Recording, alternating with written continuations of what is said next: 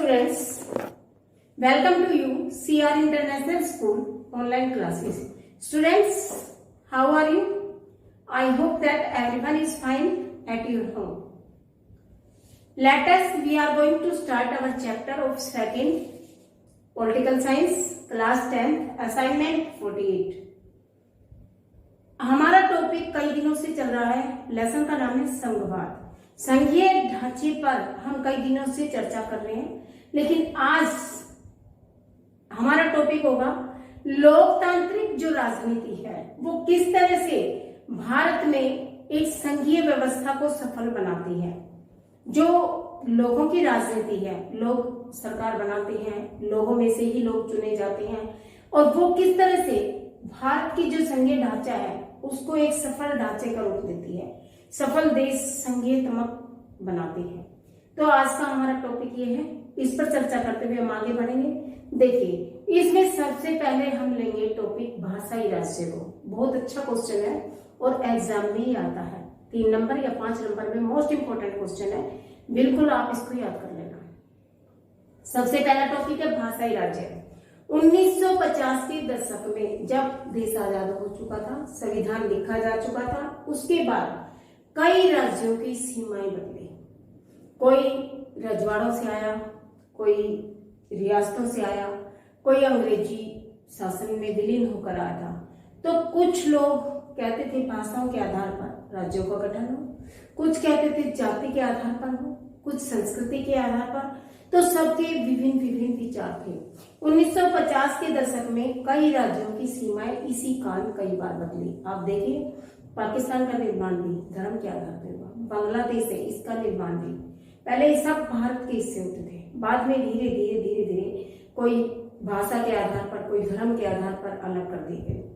तो सबसे पहले एक दिमाग में सवाल उठा, एक बात को सुनिश्चित किया जाने लगा कि एक ही भाषा को बोलने वाले लोग एक ही राज्य में रख दिए जाए, क्योंकि स्थानीय भाषा लोगों की अलग अलग थी। देश में कोई भाषा चलती थी और राज्यों में अलग होती थी, तो ऐसे बहुत दिक्कत आती थी। कोई किसी भाषा को नहीं समझ पाता था, कोई किसी को।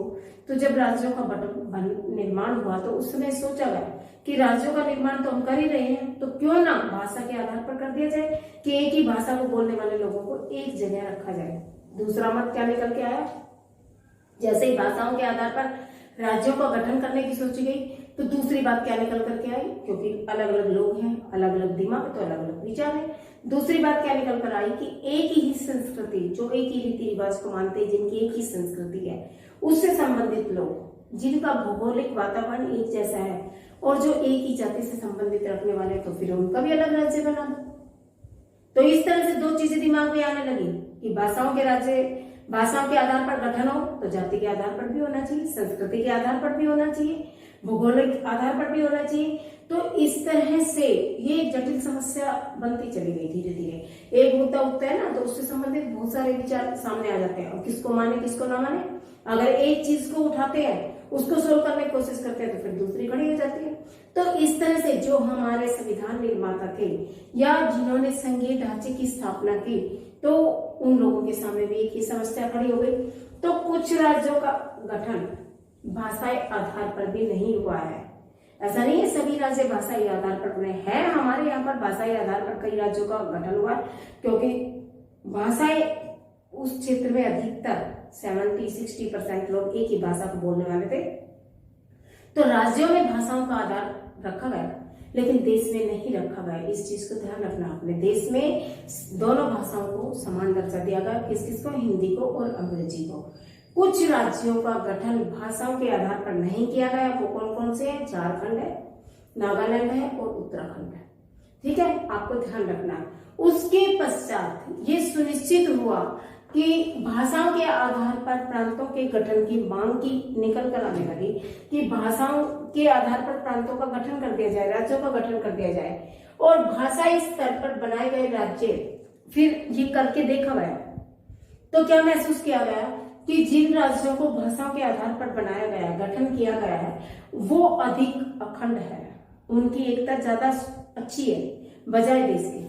देश में तो अनेक तरह की भाषाएं हैं, लेकिन जब एक राज्य में एक ही भाषा को स्थापित कर दिया गया है तो ये देखने में आया, व्यवहार में आया, तरीके में आया, प्रचलन में आया, ये देखा गया कि अधिक अखंड देश से राज्य भाषा है, जो राज्यों का निर्माण भाषाओं के आधार पर हुआ है वो अधिक शक्तिशाली है, अखंड है, उनके अंदर आपसी भाईचारा ज्यादा है, एकता है उनमें, क्योंकि उनके अंदर भाई कोई भी आदेश दिया एक ही भाषा में दे दिया, कोई भी राज्य से संबंधित काम हुए उनकी भाषा में हुए, तो वो एक दूसरे से ज्यादा जुड़ते चले गए, ऐसा महसूस किया गया। उसके पश्चात ये देखा गया कि कुछ लोगों ने ये आवाज उठाई कि भारत में हिंदी भाषा को मानने वाले लोग 40% है। जैसा कि आपका टॉपिक है, कोई राष्ट्रीय भाषा नहीं, भारत में अभी तक हमारी कोई एक राष्ट्रीय भाषा नहीं है जिसे हम कह दें कि ये पूरे देश की भाषा है, जबकि हर जगह पे होती है लेकिन भारत में नहीं है, क्योंकि जहां भी हुई है वहां पर विवाद खड़े हुए, झगड़े हुए।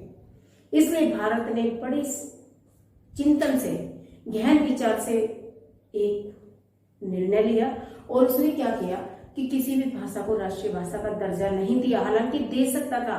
देखिए 40% लोग हिंदी को बोलते हैं, बाकी 60% लोग अलग भाषाओं को मानते हैं, अलग भाषाएं बोलते हैं, और भारत ने उस मुद्दे को वहीं पर रोके रखा, नहीं चाहा कि 40% लोग जिसका समर्थन करते हैं उसको राष्ट्रीय भाषा बना दिया जाए। हालांकि 40% लोगों की मातृभाषा हिंदी है, फिर भी इसको नहीं एक राष्ट्रीय भाषा का दर्जा दिया गया। ये बहुत अच्छा और बहुत सूझबूझ का निर्णय था। अनुसूचित भाषाएं हमारे देश में 22 है। अनुसूचित भाषाओं का मतलब है जिनको सरकार मान्यता देती है, केंद्र सरकार की कोई भी आवेदक अगर रोजगार पाना चाहता है या परीक्षा देना चाहता है तो 22 भाषाओं को उस सूची में रखा गया। हिंदी के समेत 22 हैं, वैसे 21 है, तो 22 भाषाएं अनुसूचित हैं, जिनमें हर राज्य की अपनी अपनी भाषाएं भी हैं। उसमें राजकीय काम हो सकते हैं, अपने अपने राज्यों में काम हो सकते हैं। कोई भी अगर उस भाषा में कोई पेपर देता है या नौकरी के लिए आवेदन भरता है या टेस्ट को पास करता है तो उसे बिल्कुल उतना ही महत्व दिया जाएगा जितना कि किसी केंद्र सरकार की भाषा को दिया जाता है। 1965 में अंग्रेजी बंद करने का प्रचार हुआ कि भाई अंग्रेज चले गए, अंग्रेजी छोड़ गए, सारे कामकाज अंग्रेजी में होते हैं। जब हमने इतने संघर्ष के बाद, इतने आंदोलनों के बाद अंग्रेजों को खदेड़ दिया तो फिर हम उनकी भाषा क्यों पकड़े बैठे हैं। आज आप देखो हिंदी हमारी डाउन होती जा रही है और अंग्रेजी इंटरनेशनल लैंग्वेज बन गई। आप किसी भी हीरो को देखो, प्लेयर्स को देखो, आप किसी अच्छे जो भी स्पीकर हैं या जो भी हमारे राजकीय काम है, क्यों? क्योंकि इंटरनेशनल लैंग्वेज है, हर राज्य में इसको माना गया। इसलिए ये निर्णय लिया गया कि अंग्रेजी को बंद नहीं किया जाना चाहिए, इसको राजकीय भाषा बना दिया जाना चाहिए कि 2 भाषाएं ऐसी रख लें, हिंदी और अंग्रेजी, जिसमें राजकीय काम आए। हिंदी को अधिकतर लोग जानते हैं और जो नहीं जानते वो अंग्रेजी से अपना काम चला ले।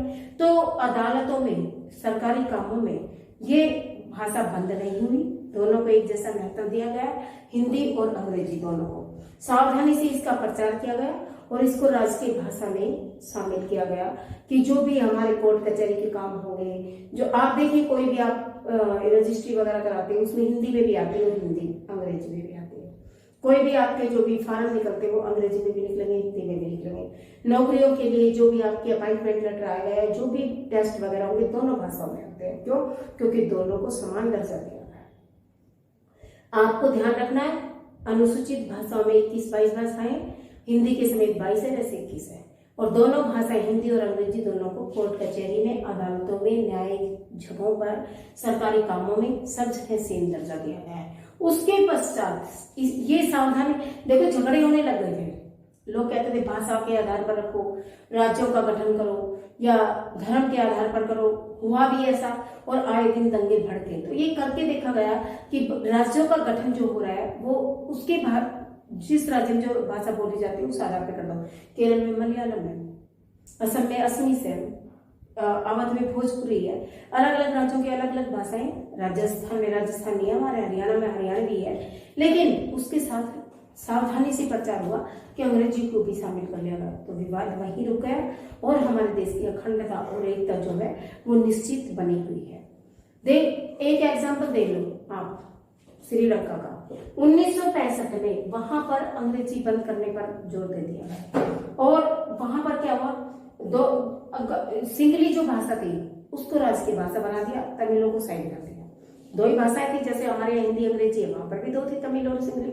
सिंगली को महत्व दिया गया, राजकीय भाषा बना दिया गया, सरकारी कामकाज उसमें होने लगे, नौकरियां उसमें निकलने लगी, पाठ्यक्रम उसमें लिखा जाने लगा, और जितने भी जो सिलेबस थे सारे वो उसी में छपे, तो आवेदन भी उसी में होने लगे। तो सिंगली को तो इतनी प्राथमिकता, और तमिल वहीं के रहने वाले उनको साइड कर दिया गया, तो दंगे तो होने ही नहीं। क्या हुआ? गृह युद्ध की स्थिति बनी और हुआ। तो भारतीयों ने उससे सीखा कि हमें इस तरह का कोई काम ऐसा नहीं करना जो आगे चल के हमारे लिए फ्यूचर में श्रीलंका जैसी स्थिति खड़ी कर दे। उन्होंने बहुत सावधानी से दोनों भाषाओं को रखा, दोनों का प्रचार किया, और कई राज्य जहां पर ज्यादा भाषा का महत्व उनकी राज्य स्थानीय भाषा में था, उनका गठन उस आधार पर कर दिया। तो ये हमारे देश की एक भाषा नीति कही जाती है। बहुत अच्छा क्वेश्चन है 5 नंबर में, और इससे कई क्वेश्चन 3-3 नंबर के आपके इसी क्वेश्चन से निकलेंगे, जैसे अनुसूचित भाषाओं वाला, भारत की कोई भी राज्य की ये भाषा क्यों राष्ट्रीय भाषा क्यों नहीं है। बहुत तरह से ये क्वेश्चन निकल कर आएगा। आपको इसको अच्छी तरह से पढ़ना है और बिल्कुल सोच समझकर आपको इसको याद करना है। बहुत ध्यान से आपके पास एनसीईआरटी की किताबें हैं, उनसे करिए, उसमें बहुत अच्छा क्वेश्चन दिया हुआ। एवरग्रीन किसी के पास है उससे करिए, और किताबें जरूर खरीद लीजिए। बिना किताबों के खरीदे आप नहीं पढ़ पाएंगे, आपको किताबें जरूर खरीदनी है एनसीईआरटी की। आज के लिए इतना ही काफी है, कल हम आपसे इससे अगले टॉपिक के लिए मिलते हैं। ठीक है, आज हमने पढ़ा है हिंदी की और अंग्रेजी की समान महत्ता पर, कि उनको किस तरह से एक समान दर्जा दिया गया है हमारे देश में, और जो हमारी संघीय व्यवस्था को सफल बनाती है तो वो हमारे देश की भाषा नीति किस तरह से सूझबूझ के साथ रखी गई है, जो उसको एक सफल संघीय ढांचे के रूप में परिवर्तित करती है। ठीक है, ओके, थैंक यू।